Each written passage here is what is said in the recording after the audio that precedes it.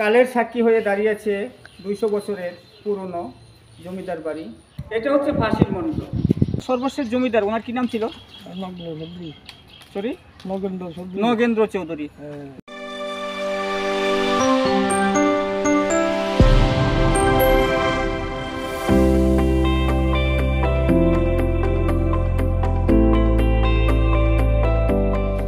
চৈত্রের এক রৌদ্রোজ্জ্বল দুপুরে আমার ছুটে চলা আমার আজকের গন্তব্য 200 বছরের পুরনো জমিদার বাড়ি আপনাদেরকে দেখানোর চেষ্টায় ছুটে চলেছি গৌরারঙের উদ্দেশ্যে। আপনারা যে সেতুটা দেখছেন এটা সুনামগঞ্জের আব্দুল জহুর সেতু। সুরমা নদীর উপরে নির্মিত দৃষ্টিনন্দন একটি সেতু।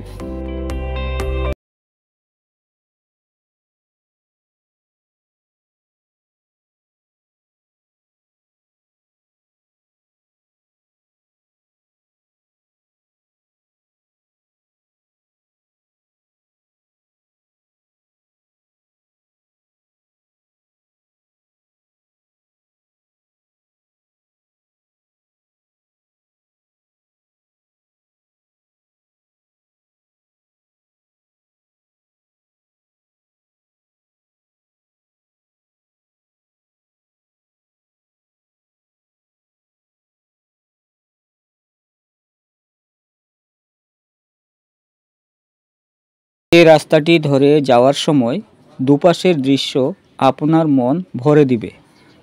রাস্তার দুপাশে বিশাল হাওরে দিগন্ত জোড়া ধানের ক্ষেত প্রকৃতিকে করেছে আরও দৃশ্যময়।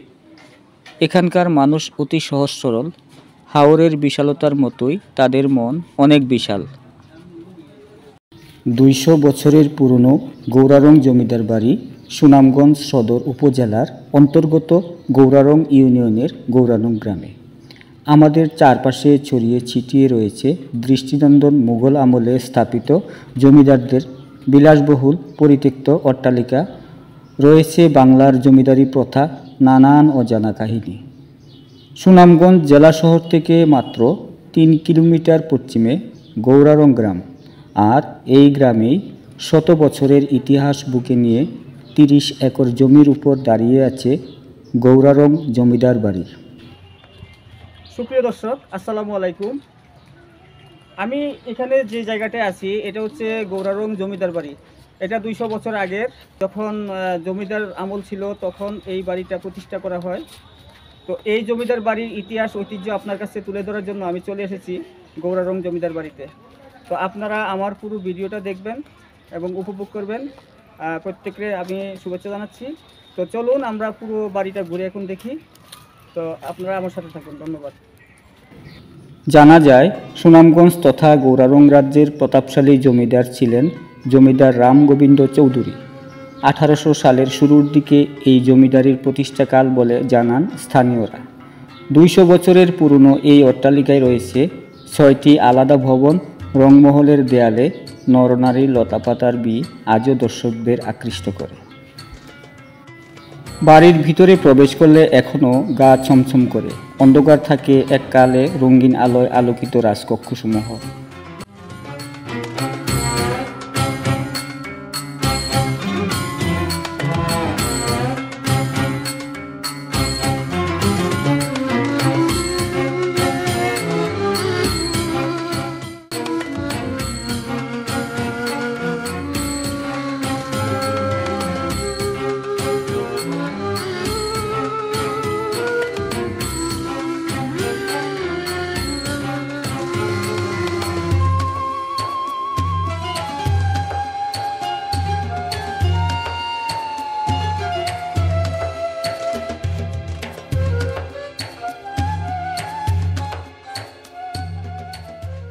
এক সময় বাড়ির আঙ্গিনায় রাজবংশের বংশধর ব্যতীত কেউ জুতা পায়ে চলাচল করলে তার শাস্তি হতো। ইতিমধ্যে দালানের গায়ে শ্যাওলা জমে দেওয়ালগুলো প্রায় নষ্ট হয়ে গেছে। রংমহল ভবনের সম্মুখভাগে রয়েছে বিশাল আকৃতির একটি পুকুর, যা প্রাসাদত্রয়ের সৌন্দর্যকে আরও এক ধাপ বাড়িয়ে দিয়েছে।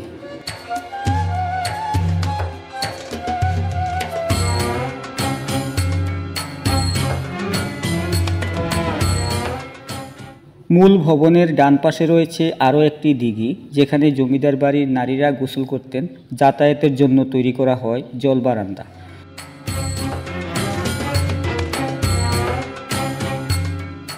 জমিদার রামগোবিন্দ চৌধুরী যে কতটা শৌখিন ছিলেন তার প্রমাণ পাওয়া যায় দেয়াল বেষ্টিত ঘাট দৃষ্টিনন্দন স্থাপনা দেখে। তবে রাজবাড়ির মূল ভবনের ভেতরটা কেমন জানি ভুতুড়ে পরিবেশ বলে মনে হয়।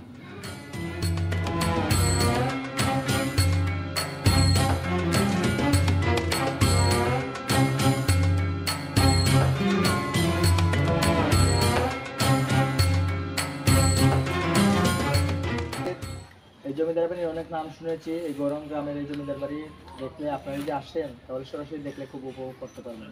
মানে এতটা ভালো লাগে এই রাজবাড়িতে আসতে। এটা শুনেছি 200 বছর। মানে এখানকার যে যিনি জমিদার ছিলেন ওনাকে আপনি দেখছেন? পুরা তারা হচ্ছে। আচ্ছা আচ্ছা, তো ওনাদের শাসনামল কেমন ছিল? না, আমরা ভালো ছিল। মানুষ কি এই জমিদারের উপর সন্তুষ্ট ছিল? না, ভালো আছে। আচ্ছা আচ্ছা, আমরা আগে যদি কোনো মানে ওনার যে সর্বশেষ জমিদার ওনার কি নাম ছিল? সরি, নগেন্দ্র চৌধুরী। দর্শক বন্ধুরা, এখানকার যিনি সর্বশেষ জমিদার ওনার নাম ছিল নগেন্দ্র চৌধুরী। ওনার শাসনামল খুবই ভালো ছিল এবং এখানকার যারা কৃষক প্রত্যেকের সাথে ওনার আচরণ খুবই ভালো ছিল।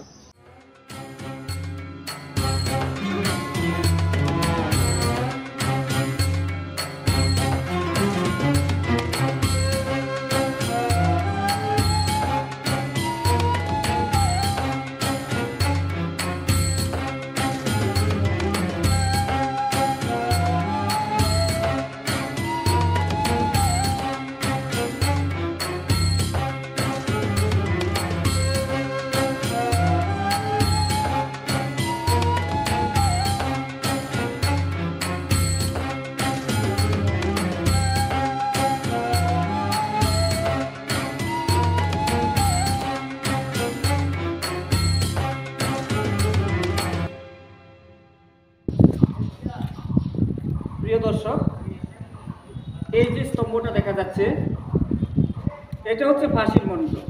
এখানে জমিদার আমলে যারা অপরাধী ছিল তাদেরকে ফাঁসি দেওয়া হতো। না, দেখলে মনে হয় কোনো ধ্বংসস্তূপ পড়ে আছে। তবে 100 বছর আগে ভূমিকম্পে বাড়িটি বেশ ক্ষতিগ্রস্ত হয়। সে সময় ভূমিকম্পে চাপা পড়ে জমিদারের ছোট ভাই মারা যান বলে স্থানীয়রা জানান। এছাড়াও 1971 সালে পাক বাহিনী বাড়ির মূল ফটক সহ বেশ কিছু স্থাপনা ধ্বংস করে ফেলেছে। জমিদারের উত্তরাধিকারীদের মধ্যে কেউ আর এখানে থাকেন না। জমিদার রামগোবিন্দ চৌধুরীর কয়েক প্রজন্ম পরের নগেন্দ্র চৌধুরী ছিলেন এই এলাকার সর্বশেষ জমিদার। তার পুত্র নিরঞ্জন চৌধুরী এখন সুনামগঞ্জ শহরে স্থায়ীভাবে বসবাস করেন। তার পরিবারের মধ্যে রয়েছে ছেলে অঞ্জন চৌধুরী সহ ছেলের বউ লিপি শামা ও একমাত্র নাতি অয়ন চৌধুরী। সুনামগঞ্জ শহরের প্রাচীন রাজগোবিন্দ প্রাথমিক বিদ্যালয়টি স্থাপিত হয় উনার নামানুসারে। গৌরারং জমিদার বাড়ি কীভাবে যাবেন? সুনামগঞ্জ নতুন ব্রিজ থেকে সিএনজি অটোরিকশা পেয়ে যাবেন। এক একজনের ভাড়া নেবে 40 টাকা। মূল রাস্তায় নেমে 100 মিটার হাঁটলে জমিদার বাড়ি পেয়ে যাবেন। অনেক জরাজীর্ণ অবস্থায় রয়েছে। এটাকে সংস্কার প্রয়োজন এবং রক্ষণাবেক্ষণের প্রয়োজন। আমাদের ইতিহাস ঐতিহ্যকে ধরে রাখতে হলে এইসব পুরনো স্থাপনাগুলোকে আমাদের সংরক্ষণ করতে হবে। তা না হলে ইতিহাস থাকলেও স্থাপনাগুলো মুছে যাবে। তো সেজন্য যথাযথ কর্তৃপক্ষ, সরকার এবং প্রত্নতত্ত্ববিদদের কাছে আমি অনুরোধ করছি, আপনারা এই জমিদার বাড়িটাকে সংরক্ষণ করুন। ভিডিওটা যদি ভালো লাগে শেয়ার করবেন, লাইক এবং কমেন্টস করবেন, আমার পেজটাকে ফলো করবেন। বন্ধুরা, আপনারা শেষ পর্যন্ত ভিডিওটা ধৈর্য সহকারে দেখেছেন। এবার বিদায়ের পালা। আবার দেখা হবে অন্য কোনো নতুন পর্বে। সে পর্যন্ত আপনারা সুস্থ থাকুন, ভালো থাকুন। আল্লাহ হাফেজ।